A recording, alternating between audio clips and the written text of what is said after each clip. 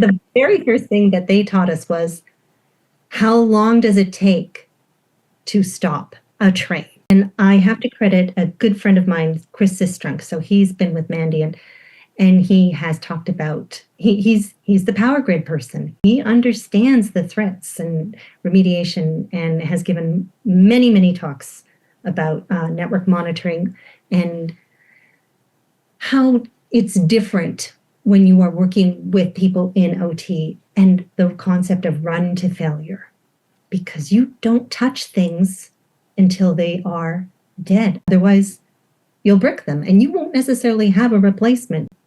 So you kind of have to leave it alone and help it continue doing it until you have a better solution. And you're working with people who are out in the field. They're gruff. I started out with CP Rail. We used to take calls, I was in the help desk. We used to take calls from the rail yard workers.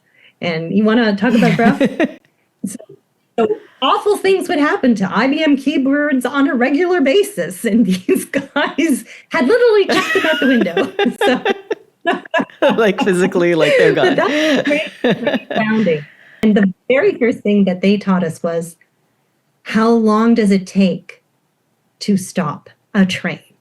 And that kind of puts you right there. You have tons and tons of metal going down that track. It's not going to stop in 40 feet. It's not going to stop in 100 feet. You need to build in enough time and provisions to ensure that when that train has to come to a stop, it's going to have the room it needs, and there's not going to be death.